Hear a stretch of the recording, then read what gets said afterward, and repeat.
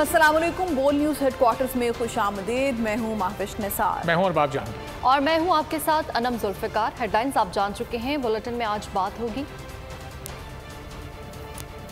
उम्मीद का बयानिया, एक और सियासी डेब्यू, डार का नाकामियों का एतराफ,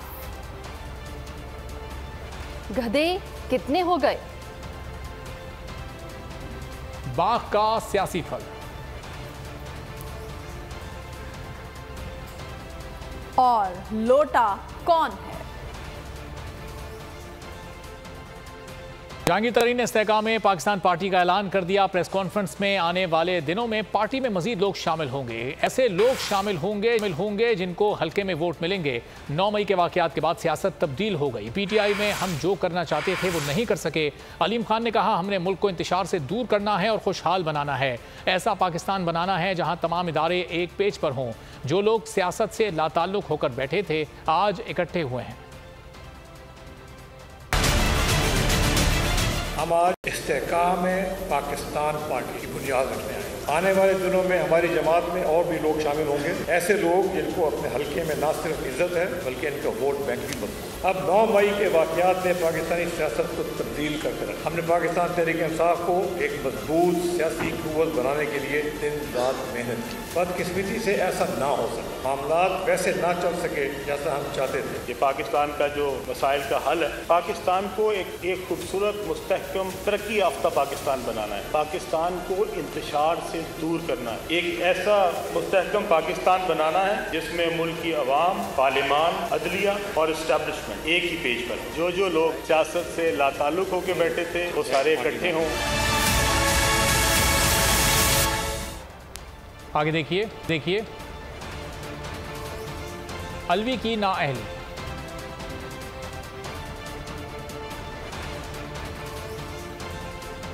और कुंडी हिना में ठन गई। तहरीक इंसाफ छोड़ने वाले अहम तरीन रहनुमा जहांगीर तरीन के इस्तेहकाम पाकिस्तान पार्टी का हिस्सा बन गए।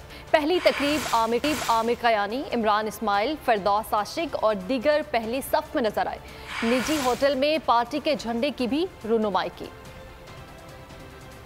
जहांगीर तरीन की क़यादत में नई पार्टी, नई सफ बंदी। लाहौर के होटल में तकरीब के दौरान जहांगीर तरीन के साथ आमिर महमूद कयानी, इमरान इस्माइल, सरदार तनवीर इलियास और फिरदौस आशिक अवान फ्रंट लाइन पर थे। तकरीब में फवाद चौधरी, अली जैदी, फयाजुल हसन चौहान भी मौजूद थे, लेकिन तीनों रहनुमा स्टेज पर नहीं थे। इस्तेहकाम पाकिस्तान पार्टी के झंडे की रुनुमाई भी कर दी गई। झंडे में हरा, सफेद और लाल रंग शामिल हैं। हरे रंग में पाकिस्तानी परचम की मुनासबत से चांद सितारा बनाया गया है। झंडे के ऊपर इस्तेहकाम पाकिस्तान पार्टी लिखा गया है। नीचे तामीर, तरक्की और खुशहाली का मंशूर लिखा गया है। जिस जहांगीर तरीन पर चीनी चोरी का इल्जाम लगाया जाता था, वही जहांगीर तरीन अब नून लीग को अच्छे लगने लगे हैं। वज़ीर-ए-आज़म के मुआविन खुसूसी अता तारड़ कहते हैं उनकी पार्टी में जगह नहीं, लेकिन जहांगीर तरीन के लिए दरवाजे खुले हैं। बोले, कौमी और सूबाई असम्बली के हर हल्के के लिए उम्मीदवार मौजूद हैं। अता तारड़ ने कहा, जो लोग पार्टी छोड़कर जा रहे हैं उनको सलाम पेश करता हूं। हर जगह PP के NA के कैंडिडेट्स मौजूद हैं। हमारे पास गुंजाइश नहीं है नए लोगों की। जहाँ जहाँ गुंजाइश है वहाँ लोगों को लेंगे भी। और जहांगीर तरीन साहब के साथ हमारा आइडियल वर्किंग रिलेशनशिप है। तो तरीन साहब और हम एक साथ चलेंगे। हमारा उनसे एक अच्छा इल्हाक है। ये जो लोग पार्टी छोड़ के जा रहे हैं इनको मैं सलाम पेश करता हूँ। मेरी बहुत मुखालफत होगी फवाद चौधरी से, मेरी बहुत मुखालफत होगी अली जैदी से। हमारी तू मैं भी हुई है, हमारा तकरार भी हुआ है, मगर वो रियासत पाकिस्तान के साथ खड़े हैं। वो गद्दारी का लेबल अपने माथे पे लगाने को तैयार नहीं है। 20 जून तक अहम सियासी फैसले हो जाएंगे कि सियासी ऊंट किस करवट बैठेगा। शेख रशीद अहमद ने एक और पेशगोई कर दी। ट्वीट में हुकूमत की परफॉर्मेंस एक जुमले में बेनकाब कर दी। लिखा, IMF से छुट्टी, दोस्त ममालिक की मालियाती कुट्टी, नून लीग फारिग, गरीब तबाह बर्बाद, आटा डॉलर महंगा और नायाब। ये हैं हुकूमत के कारनामे। साबिक वज़ीर दाखिला का मजीद कहना था कि मनसूबा साजों ने ज़मीनी हक़ाइक़ से आंखें बंद कर रखी हैं। कौम अल्लाह और अदलिया की तरफ देख रही है। आलमी बैंक ने पाकिस्तान की माशी तरक्की का पोस्टमार्टम किया है और हुकूमत शादियाने बजा रही है। नाकामी, नाकामी और नाकामी। इसहाक डार ने इक्तिसादी सर्वे के नाम से एक साला नाकामियों की दास्तान जारी कर दी। एक्सपोर्ट, रेमिटेंस और बराह रास्त गैर मुल्की सरमायाकारी में कमी का एतराफ़ कर लिया। इसहाक डार ने मीडिया को बताया कि मुआशी अहदाफ हासिल नहीं हो सके, कर्जे और महंगाई बढ़ गई, सैलाब से 30 अरब डॉलर्स का नुकसान हुआ। इसहाक डार ने दावा किया कि जब हुकूमत संभाली तो मुल्क के दिवालिया होने की बातें हो रही थी, लेकिन अब मईशत की गिरावट का अमल रुक चुका है। का नाम लेकर हुकूमत में आने वालों ने नाकामियों की नई दास्तान रकम की। इसहाक डार ने प्रेस कॉन्फ्रेंस में एतराफ भी कर लिया। वजीर खजाना ने इक्तिसादी सर्वे पेश करते हुए बताया 13.1% कमी के बाद एक्सपोर्ट्स का हजम 25 अरब डॉलर्स है। जुलाई तक मई में दरामदाद 72.3 अरब डॉलर से कम होकर 51.2 अरब डॉलर हो गई। दरामदाद में 29.2 और बरामदात में 12.2% की कमी आई। तरसीलात ज़र और बराह रास्त गैर मुल्की सरमायाकारी भी कम हुई। इसहाक डार ने एतराफ किया कि एक साल में कर्जे और महंगाई बढ़ी है। महंगाई की शरह 29.2% पर पहुंच गई। नाकामियों के एतराफ के बाद इसहाक डार सारा मलबा पिछली हुकूमत पर भी डालते रहे। मैंने अर्ज किया आपको कि जी एक्सटर्नल भी इंटरनल भी बेस लाइन भी जो मिली इस हुकूमत को, उसके बावजूद जो GDP ग्रोथ है वो प्रोविजनल नंबर 0.29% है। जहाँ तक आपकी CPI है, कंज्यूमर प्राइस इंडेक्स, ये 29.2% CPI है। एक साल में सनती शोबा भी बर्बाद होता चला गया। इसहाक डार के मुताबिक सनती शोबे की तरक्की -2.94% रही। रिपोर्ट के मुताबिक सैलाब, आलमी कसाद बाजारी और सख्त इक्तिसादी फैसले शरह नमू में कमी का बाइस बने। इसहाक डार ने कहा हुकूमत ने 6 अरब 50 करोड़ डॉलर कर्ज वापस किया है। डॉलर और सोना जखीरा अंदोजी की वजह से महंगा हो रहा है। जो हायर इंटरनेशनल कमोडिटी प्राइस मैंने जिक्र किया, damages of major and minor crops due to flood, major factors responsible for the high inflation. जो लोग घबरा के रुपए कन्वर्ट करके डॉलर या सोना रखते हैं, उनको आप एजुकेट करें कि ये काम करना बंद कर दे, पाकिस्तान ठीक हो जाएगा। इसहाक डार ने कहा 90% तक LCs को खोल दिया गया है। IMF प्रोग्राम के लिए बहुत भारी सियासी कीमत अदा की। सैलाब ने भी मईशत को बदतरीन नुकसान पहुँचाया है। हुकूमत का नए बजट में 700 अरब के नए टैक्सेस लगाने का प्रोग्राम। पेट्रोल पर मजीद 10 रुपए लेवी, रेंटल और होलसेल सेक्टर पर टैक्सेस में इजाफा होगा।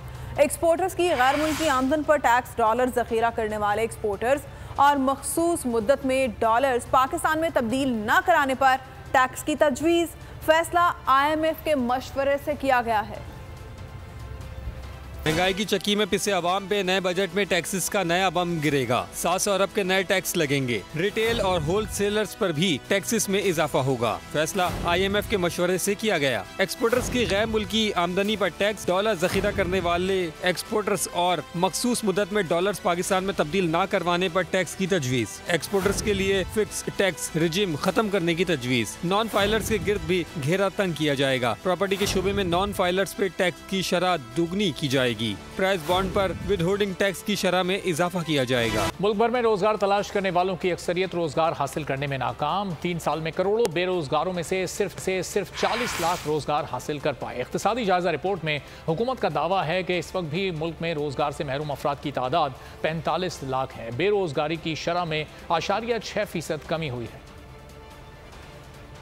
में बेरोजगारी, अवाम की नौकरियों की तलाश जारी, हुकूमत के बेहतरी के दावे हकीकत बेनकाब। मुल्क भर में रोजगार तलाश करने वालों की अक्सरियत नाकाम। इक्तिसादी सर्वे रिपोर्ट 2022 और 23 में हकाइक सामने आ गए। बेरोजगारी से मुतालिक 2020 और 21 के अदाद-ओ-शुमार शामिल। हुकूमती दावे के मुताबिक मुल्क भर में 2020 और 21 में बेरोजगारी की शरह कम होकर 6.3% तक रह गई। 2020 और 21 में ये शरह 6.9% थी। मुल्क भर में बेरोजगार अफराद की तादाद 45,10,000 तक पहुँच गई। रोजगार की तलाश में निकले लोगों की अक्सरियत मायूस रही। 3 साल में सिर्फ 40 लाख लोग नौकरी के हुसूल में कामयाब रहे। बरसरे रोजगार अफराद की तादाद 6,72,50,000 तक पहुँच गई। 2018-19 के दौरान बरसरे रोजगार अफराद की तादाद 6,40,03,000 थी।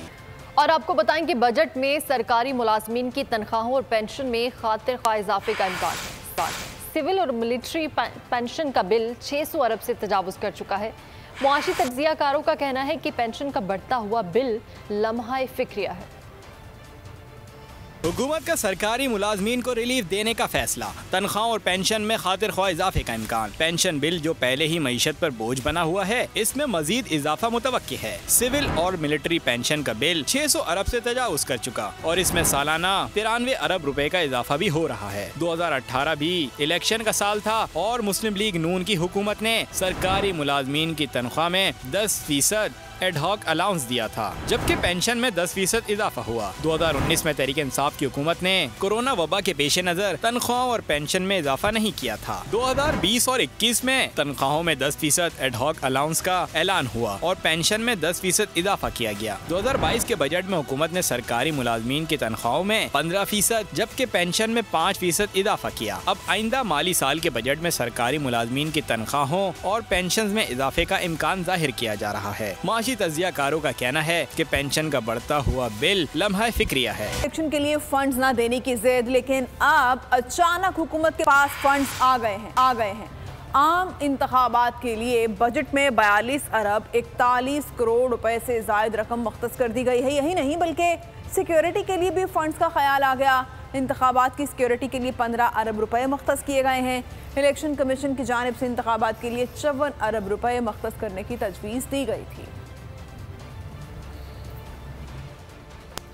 बलूचिस्तान बजट का हुजम कितना, किस सेक्टर के लिए कितनी रकम मुख्तस की गई है, दस्तावेजात बोल्ड न्यूज़ ने हासिल कर ली। बलूचिस्तान के आइंदा माली साल का बजट 16 जून को पेश किए जाने का इम्कान है। बजट का कुल हुजम 730 अरब रुपए का है। बजट खसारा 200 अरब रुपए से जायद जाहिर किया गया है। बलूचिस्तान को वफाकी महसूलात की मद में 490 अरब मिलेंगे। बजट खसारा मुमकिन तौर पर 170 अरब रुपए से जायद होने का इम्कान है। बजट में गैर तरक्याती खराजात के लिए 530 अरब रुपए रखे गए हैं। मुलाजमीन के तनख्वाहों की मद में 180 अरब रुपए से जायद मुख्तस किए जाने का इम्कान है।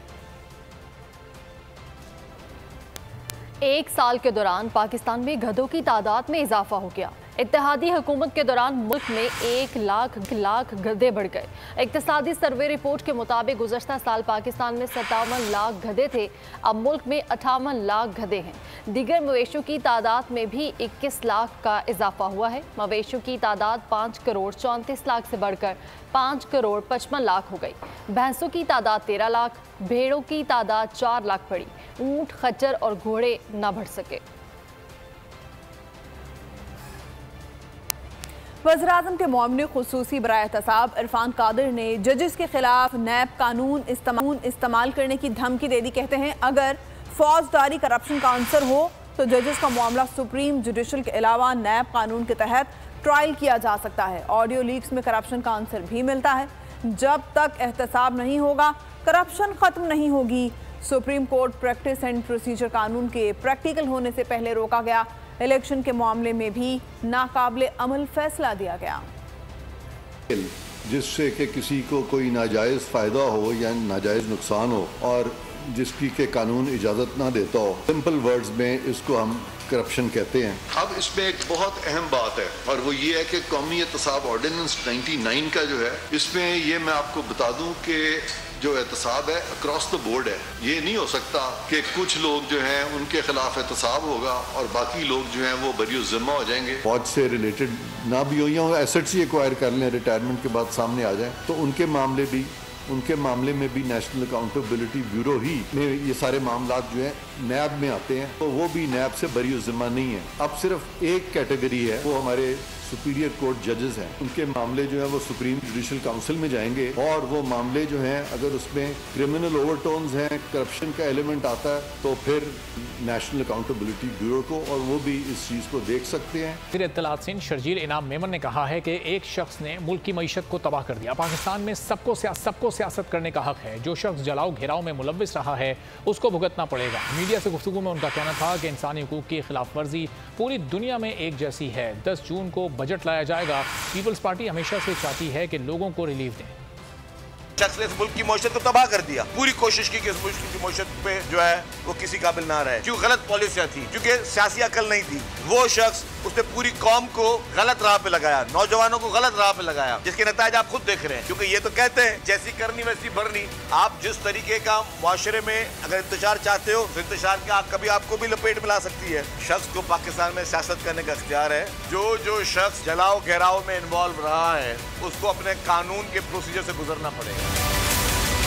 Supreme court practice and procedure कानून के खिलाफ समाअत जुलाई के वस्त तक मुलतवी कर दी गई।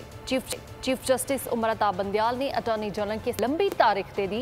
अटॉर्नी जनरल ने बताया कि बजट सेशन शुरू हो गया है। दोनों कवानीन से मुतालिक मामला पार्लिमानी कमेटी ने देखना है। बजट सेशन शुरू होने के बाद कमेटी के पास वक्त नहीं होगा। चीफ जस्टिस ने इस्तदा को मुनासिब करार देते हुए समाअत मुलतवी कर दी। सदर मुमलिकत आरिफ अलवी की नाअहली। सुप्रीम कोर्ट रजिस्ट्रार ऑफिस ने दरख्वास्त पर एतराज़ात आयद करते हुए लिखा कि आइन के आर्टिकल 248 के तहत फरीक नहीं बनाया जा सकता। दरख्वास्त में बुनियादी हुकूक और अवामी मुफाद के बारे में नहीं बताया गया। दरख्वास्त गुजार ने पहले मुतालिका फोरम से रुजू भी नहीं किया। ट्रायल कोर्ट को तोशा खाना केस की कार्रवाई से रोकने के हुक्म में तौसी। वकील इलेक्शन कमीशन के हुक्म इम्तना खारिज करने की इस्तदा अदालत ने समाअत 14 जून तक मुलतवी कर दी। तोशा खाना केस की कार्रवाई के खिलाफ हुक्म इम्तना में तौसी। अदालत ने केस की समाअत 14 जून तक मुलतवी कर दी। इस्लामाबाद के चीफ जस्टिस आमिर फारूक ने तोशा खाना केस में फर्द जुर्म आयद करने के फैसले के खिलाफ दरख्वास्त की समाअत की। चेयरमैन तहरीक इंसाफ के वकील ने समाअत आइंदा हफ्ते तक मुलतवी करने की इस्तदा की। वकील इलेक्शन कमीशन अमजद परवेज ने कहा उन्हें समाअत मुलतवी करने पर कोई एतराज़ नहीं है। वकील ने इस्तदा की कि ट्रायल कोर्ट की कार्रवाई पर हुक्म इम्तना खारिज किया जाए। इस केस को 6 माह गुजर चुके, अभी तक कोई कार्रवाई नहीं हो सकी। ट्रायल कोर्ट को केस की कार्रवाई आगे बढ़ाने की इजाज़त दी जाए। PTI चेयरमैन के वकील ने कहा कि आइंदा जुमेरात को समाअत करके दलाइल सुन लिए जाएं। अदालत ने समाअत 14 जून तक मुलतवी कर दी। और यहाँ आपको बताएं कि national crime agency 190 million pound case की तहकीकात जारी। मुश्तरका तफ्तीशी टीम ने चेयरमैन तहरीक इंसाफ से रकम की मुंतकली और आली ट्रस्ट की जमीन लेने समेत दीगर मामलात पर सवालात पूछे। चेयरमैन तहरीक इंसाफ की 19 मुख्तलिफ मुकदमात में जमानत मंजूर कर ली गई। इंसदादी दहशतगर्दी अदालत इस्लामाबाद ने चेयरमैन तहरीक इंसाफ की 8 मुकदमात में 19 जून तक अबूरी जमानत में तोसी कर दी। अदालत ने रिमार्क्स दिए कि आइंदा समाअत पर फाइनल दलाइल सुनेंगे और फैसला करेंगे।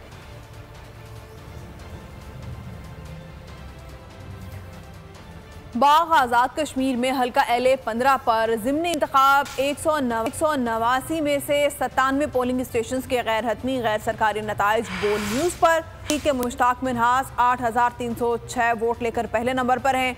पीपल्स पार्टी के जिया कमर 5,942 वोट लेकर दूसरे नंबर पर हैं। PTI के उम्मीदवार को 1,119 वोट्स मिले।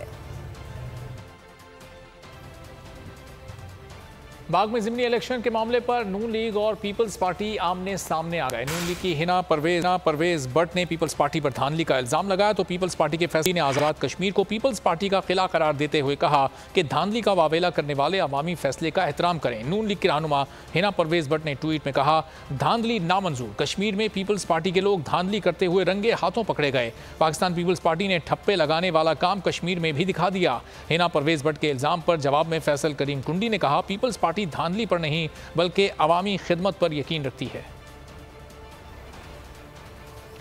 सिंध हाई कोर्ट ने गैर मुंतखब अफराद को मेयर बनाने के खिलाफ दरखास्त फौरी समाअत के लिए मंजूर कर ली। अदालत ने जमात इस्लामी की दरखास्त पर इलेक्शन कमीशन और एडवोकेट जनरल को 13 जून के लिए नोटिस जारी कर दिए। यूसुफ अली सईद ने कहा कि आपका केस फौरी समाअत की नौयत का है, समझ में आता है। अगर पीपल्स पार्टी ने हमारी जीत को मसनूई हार में बदला तो उसके नताइज के लिए भी तैयार रहे। सिराजुल हक ने खबरदार कर दिया, कहा हम इस पाकिस्तान की तलाश में हैं जिसका ख्वाब अल्लामा इकबाल और कायदे आज़म ने देखा था। अमीर जमात इस्लामी पाकिस्तान सिराजुल हक की मुल्तान में गुफ्तगू, कहा क्या आने वाली नस्लों में यही पाकिस्तान देना है जो दुनिया में शोहरत रखता है? करप्शन, महंगाई और बेइंसाफी।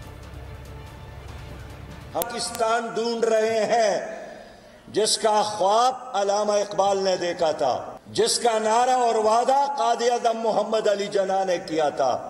आज फैसला यही करना है कि आइंदा नस्लों को हमने यही पाकिस्तान हवाला करना है जिसकी शोहरत है पूरी दुनिया में करप्शन के हवाले से, जिसकी शोहरत है पूरी दुनिया में महंगाई के हवाले से, जहां की अदालतों का फहरिस्त में 128वां नंबर है।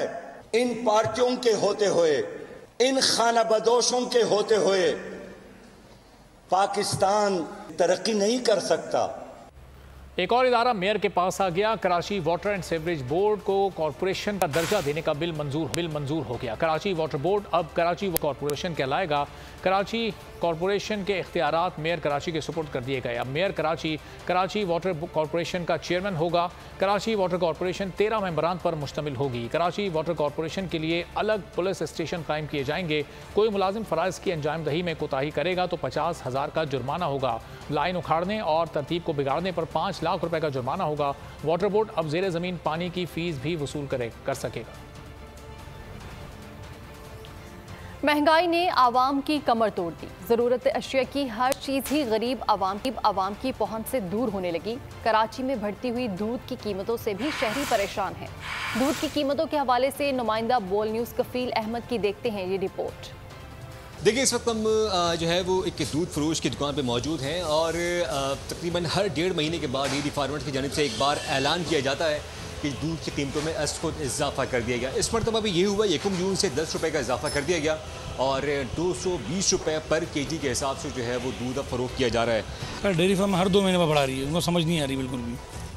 बोलते हैं चारा महंगा। आप लोग नहीं चाहते बढ़ाएं? हम नहीं चाहते भाई बढ़ाएं। हम बोलते हैं आवाम को रिलीफ मिलना चाहिए। हम तो बोलते हैं 200 के 180 रुपये किलो बिकना चाहिए। जितना कम भाव में बिकेगा हमारे सेल में ज़रा असर पड़ता है। अच्छा, ये आपने बात सुनी कि ये दुकानदार हैं, इनका कहना है कि हम नहीं चाहते कि इजाफा करें। डेयरी फार्मर्स हैं जिन्हें कोई पूछने और रोकने वाला नहीं है शहर के अंदर, और वो उसको प्राइस में इजाफा करें। अब हम चलते हैं आवाम के पास और आवाम का क्या कहना है उनसे जानते आइए। हम पहुँच गए यहाँ शॉप के ऊपर और यहाँ आवाम बड़ी तादाद में इस वक्त दूध की खरीदारी कर रही है। उनसे जानने की कोशिश करेंगे कि आया जो मुश्किलात इस वक्त पेश आ रही हैं वो क्या कहना चाहेंगे। हर चीज़ में बता रहे हैं बेटा, हर चीज़ में, दूध भी, दही भी, सब्जी भी, आटा भी, गरीब आदमी से मार रहे हैं भाई। बहुत मुश्किल हो रहा है, सबके लिए मुश्किल हो रहा है।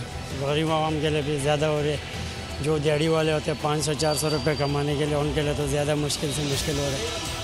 तो इसके लिए तो कुछ होना चाहिए, आवाम को निकलना चाहिए। बुनियादी ग़िज़ा है, लेकिन डेयरी फार्मर्स और दुकानदारों ने इसका हुसूल आवाम के लिए इंतहाई मुश्किल से नामुमकिन कर बना दिया गया है। हर 1.5 महीने के बाद कीमतों में इजाफा। आवाम का कहना है कि ज़िला इंतज़ामिया एक्टिव हो और इनके खिलाफ भरपूर कार्रवाई करे, इसलिए कि डीजल और पेट्रोल की कीमतों में कमी के बावजूद इन्होंने बिला जवाब इजाफा किया है, इसको फौरी तौर पर वापस लिया जाए। कैमरामैन हसन अली के साथ कफील अहमद, बोल न्यूज़, कराची। शहदा के गमज़दा अहले खाना ने 9 मई के शरपसंदों को कड़ी सज़ा देने का मुतालबा कर दिया। शहदा के अहले खाना का कहना है कि 9 मई का जो सानहा पेश आया उसका बहुत दुख है। शरपसंदों को सज़ा मिलनी चाहिए। 9 मई का दिल सोज वाक़या। शोहदा के अहले खाना में गम और गुस्सा, शरपसंदों को कड़ी सजा देने का मुतालबा। हवालदार शेब अली शहीद की अहलिया का कहना था कि हम अपने शोहदा की छोटी सी चीज को नीचे गिरने नहीं देते और शरपसंदों ने पाक फौज की तंसीबात को इस कदर पामाल किया। 9 मई का जो सानिया पेश आया, इसका हमें बहुत ज़्यादा दुख था। हम अपने शोहदा की छोटी सी चीज़ को नीचे गिरने नहीं देते और हमारे शोहदा की तस्वीरें, आर्मी की, ये सारी चीज़ों को इस कदर पामाल किया गया। इन शरपसंदों को सख्त से सख्त सज़ा दी जाए। शहीद नायब सूबेदार मोहम्मद फारूक अब्बासी की बेटी ने वालिद की शहादत को बाइसे फ़ख्र करार दिया। मेरे बाबा ने सियाचिन ग्लेशियर पर ड्यूटी सर अंजाम देते हुए शहादत नोश की। सानिया 9 मई के बारे में कहना चाहूँगी कि जो भी हुआ वो एक बहुत दिलसोज वाक़या था। आज इस मुल्क में हम बैठे हैं तो सिर्फ हमारे शोहदा के खून की वजह से।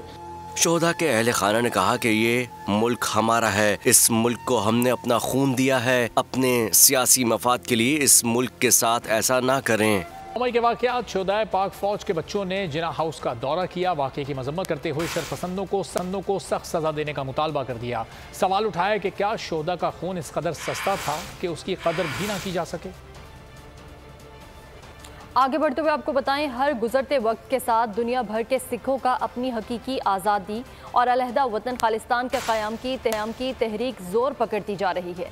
कनाडा में खालिस्तान के लिए एक रैली निकाली गई। रैली की खास बात जहां कनाडा भर से उसमें शिरकत थी, वहीं इसमें भारत की साबिक वज़ीर-ए-आज़म इंदिरा गांधी की सिख गार्ड के हाथों कत्ल के वाक़े को मुजस्समों के ज़रिए पेश करके हिंदुस्तान से अपनी नफरत का सबूत दिया गया। स्पेन में मुकीम ओवरसीज पाकिस्तानियों का 9 मई के वाक़यात में मुलविस मुल्ज़िमान को करार वाकई सज़ा देने के अज़्म का यादा। कहा हमारी दुआ है कि पाकिस्तान अमन का गहवारा बने। 9 मई का दिन पाकिस्तान की तारीख में स्याह दिन की तरह याद रखा जाएगा। हम उम्मीद करते हैं कि दोबारा इस तरह का वाक़या ना हो। 9 मई को जो वाक़या पाकिस्तान में पेश आया है पूरी कौम के सर शर्म से झुक गए हैं। ये शरपसंद टोला जो है इसको कैफरे किरदार तक पहुँचाना चाहिए। पाकिस्तानी पूरी कौम पाक फौज के साथ है। 9 मई का वाक़ा पाकिस्तानी कौम के लिए एक बड़ा अलमिया है। मैं समझता हूँ कि ये जो पाकिस्तानी तनसीबात और इमलाक को जलाया गया, पाक फ़ौज की जो कुर्बानियाँ थी उनकी जो यादाश्तें उनको जलाया गया, ये बड़ी ज़्यादती है और पाकिस्तानी कौम कभी भी इसको माफ़ नहीं करेगी। पाकिस्तानी फ़ौज कौम के साथ खड़ी है, कौम के साथ प्यार करती है और मैं समझता हूँ कि पाकिस्तान का मौजूद रहना और फ़ौज का मजबूत और ताकतवर होना, ये 2 चीज़ें इंतहाई ज़रूरी हैं पाकिस्तान के लिए। जो लोग भी हमारे इदारों के ख़िलाफ़ हैं, हम उनकी भरपूर मज़म्मत करते हैं और अपने जितनी भी अफवाज हैं हमारी या कानून नाफज करने वाले जितने भी इदारे हैं, हम उनके साथ इज़हार यकजहती करते हैं। PLP के पाकिस्तान बचाओ मार्च के लिए लाहौर में डेरे मार्च। कल नमाज जुमा की अदायगी के बाद अमीर तहरीक लब्बैक पाकिस्तान हाफिज साद हुसैन रिजवी की क़यादत में इस्लाम आना होगा। कारकुनान का मरकज़ मस्जिद रहमतुल आलमीन के बाहर कैंप्स लगाकर मौजूद हैं। मुल्तान रोड को यतीम खाना चौक था, इसकी मोड़ चौक तक बंद कर दिया गया है। मार्च का अगला पड़ाव वजीराबाद में होगा। FIA इमिग्रेशन के इस्लामाबाद एयरपोर्ट पर कार्रवाई। कत्ल के मुकदमे में मतलूब मुलजिम को ऑफलोड करके गिरफ्तार कर लिया गया। FIA के मुताबिक मुलजिम ने माँ बाप को कत्ल दुबई फरार होने की कोशिश की। मुलजिम को इस्लामाबाद एयरपोर्ट से गिरफ्तार करके सवाबी पुलिस के हवाले कर दिया गया। दीर से चित्राल जाने वाली गाड़ी को हादसा, 5 अफराद जाँ बहक, 15 जख्मी हो गए। डबल केबिन गाड़ी लोहारी टनल के करीब ब्रेक फेल होने के बाइस नदी में जा गिरी। लाशें और जख्मी तहसील हेडक्वार्टर अस्पताल पहुंचे। जाँ बहक होने वालों में 2 खवातीन और 3 बच्चे शामिल हैं। अमन दुश्मनों के गिर्द घेरा तंग। CTD ने कराची के इलाके इब्राहिम हैदरी रेड़ी गोट से कलदम TTP का सरगर्म कारकुन गिरफ्तार कर लिया। मुलजिम गुलाम नबी सोशल मीडिया के जरिए तंजीम के लिए फंड्स जमा। मुलजिम ने इंकशाफ किया कि दहशतगर्दी की तरबियत के लिए पहले पेशावर और फिर अफगानिस्तान जाना था। मुलजिम से चंदे की रसीदें और रकम बरामद करके एंटी टेरर फाइनेंस के तहत मुकदमा दर्ज कर लिया गया है। मज़ीद इंकशाफात भी मुतवक्के हैं। पाकिस्तान क्रिकेट बोर्ड ने भारत में शेड्यूल वर्ल्ड कप में शिरकत हुकूमती इजाज़त से मशरूत कर दी। साथ ही वर्ल्ड कप मैचेस अहमदाबाद में खेलने से इनकार कर दिया। ICC पर वाज़ेह कर दिया कि फाइनल के अलावा कोई भी मुकाबला नरेंद्र मोदी क्रिकेट स्टेडियम में नहीं खेलेंगे। ICC ने वर्ल्ड कप शेड्यूल जल्द जारी करने का ऐलान किया। वर्ल्ड कप खेलने जाएगा पाकिस्तान या एशिया कप होगा इस बार? कशमकश बरकरार, फैसले का सबको इंतजार। पाकिस्तान क्रिकेट बोर्ड ने अहमदाबाद में वर्ल्ड कप के मैचेस खेलने पे तहफुजात का इजहार कर दिया। भारतीय मीडिया के मुताबिक PCB ने फाइनल के अलावा कोई भी match Narendra Modi cricket stadium में खेलने से इनकार कर दिया। भारतीय मीडिया के मुताबिक PCB ने वर्ल्ड कप में शिरकत हुकूमती इजाजत से मशरूत कर दी। अगर हुकूमत ने इजाजत दी तो पाकिस्तान वर्ल्ड कप खेलेगा। PCB ने वर्ल्ड कप में अपने मैचेस कलकत्ता और चेन्नई में रखने की ख्वाहिश का इजहार किया है। दूसरी जानिब ICC ने वर्ल्ड कप शेड्यूल जल्द जारी करने का इंदिया दे दिया। ICC के मुताबिक भारत से शेड्यूल 1-2 दिन तक मौसूल हो जाएगा, जिसके बाद तमाम स्टेक होल्डर से मुशावरत के बाद शेड्यूल का ऐलान किया जाएगा। क्रिकेटर मोहम्मद यूसुफ ने वर्ल्ड कप शेड्यूल जारी होने में ताखीर पर हैरत का इजहार कर दिया। लाहौर में मीडिया से गुफ्तगू में कहा पाक भारत टीमों को एक साथ खेलना चाहिए, हुकूमत मामला ठीक होने चाहिए। पाकिस्तान सुपर लीग 2024 के शेड्यूल में तब्दीली कर दी गई है। जरा के मुताबिक PSL का अगला सीजन 12 फरवरी से 10 मार्च तक खेला जाएगा। वेस्टर्न पाकिस्तान की वजह से तब्दीली की गई है। कैरेबियन टीम का दौरा पाकिस्तान मुलतवी करके रमज़ान के बाद अप्रैल में रखा जाएगा। पाकिस्तान और वेस्ट इंडीज़ के दरमियान 2 टेस्ट और 3 T20 मैचेस खेले जाएंगे। ऑस्ट्रेलियन क्रिकेटर मैथ्यू हेडन ने पाकिस्तानी कप्तान बाबर आजम को मौजूदा दौर का अजीम खिलाड़ी करार दिया है। ICC टेस्ट चैंपियनशिप फाइनल के दौरान एक सवाल के जवाब में मैथ्यू हेडन इस वक्त 3 बल्लेबाज उनके लिए अजीम खिलाड़ी हैं, जिनमें बाबर आजम, विराट कोहली और स्टीव स्मिथ शामिल हैं। जबकि बाबर आजम बैनुल-अक़वामी क्रिकेट के सबसे पुरजोश बैटर्स में से एक बन गए हैं। खूबसूरत शॉट्स और तवील इनिंग्स खेलने की सलाहियत ने पाकिस्तानी कैप्टन को मकबूल बनाया है। टिकटॉक गर्ल हरीम शाह ने पहले दी फयाजुल हसन चौहान को धमकी, फिर मुतनाज़ तस्वीरें सोशल मीडिया पर डालकर नया तनाज़ा खड़ा कर दिया। हरीम शाह ने शेयर की गई तस्वीर पर इमोजी लगाया। कैप्शन में लिखा है कि पहचाने कौन है ये लोटा, जिस पर सार्फिन ने तुक्के लगाना शुरू कर दिए।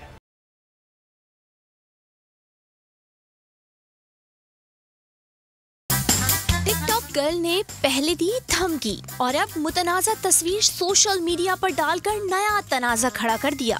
फयाजुल हसन चौहान साहब, मैंने आपकी असलियत छुपाई थी। मैंने हमेशा बोला था कि वो बहुत अच्छे इंसान है। मैंने वो नहीं बोला था कि जैसे आप हो। क्यों? क्योंकि मैं दुनिया के सामने आपको बेइज्जत नहीं करना चाहती थी, बदनाम नहीं करना चाहती थी। हरीम शाह ने इमोजी लगाकर तस्वीरें शेयर की। कैप्शन में लिखा कि पहचाने ये लोटा कौन है। हरीम शाह किसके साथ बैठी है, सोशल मीडिया पर एक नई जंग छिड़ गई। सारिफीन ने तुक्के लगाने शुरू कर दिए। किसी ने लिखा कि ये कोई और नहीं बल्कि फवाद चौधरी है, तो किसी ने हाथ में पहने कड़े की तस्वीर को फोकस किया और लिखा ये कोई और नहीं अली जैदी है। मैं जवाब ही नहीं देता आपकी इस बात को, छोड़ें, मैं नहीं जवाब दे रहा, आप नाराज हो जाए। किसी ने कहा ये साबिक गवर्नर सिंध इमरान इस्माइल है। 4 चूहे घर से निकले करने चले शिकार, एक चूहा चला गया चीन, बाकी रह गए 3। तो किसी ने कहा ये कोई और नहीं बल्कि फयाजुल हसन चौहान है। सोशल मीडिया सारिफीन अपने अपने तुक्के लगाने में मसरूफ हैं, लेकिन अब देखना ये है कि इस रात से पर्दा कब उठता है और कौन पसे पर्दा नजर आता है। ये तो अब आने वाला वक्त ही बताएगा। बजट 2023, वादों से इरादों तक का सफर और इससे जुड़ी अवाम की नई उम्मीदें। सरकारी मुलाजिम, मजदूर या हो कारोबारी, टिकटिकी बांधे सबकी नजर है इस साल के बजट पर। क्या हो पाएगी बचत, मिलेगा रिलीफ? जानिए बजट ट्रांसमिशन में, सिर्फ बोल पे। अदलो इंसाफ की बात सब करते हैं, पर हकीकत में सच के साथ निडर होके खड़े रहने की जुर्रत नजर नहीं आती। बोल ने तश्कील दी 10 कोर्ट रिपोर्टर्स की टीम, जो केस की बेस तक जा पहुंचे। पैनल पे सफे अव्वल के legal experts, court round up, Neelam Arshad के साथ, सिर्फ बोल पे। सब्सक्राइब करें और बेल दबाएं ताकि कोई खबर रह न जाए।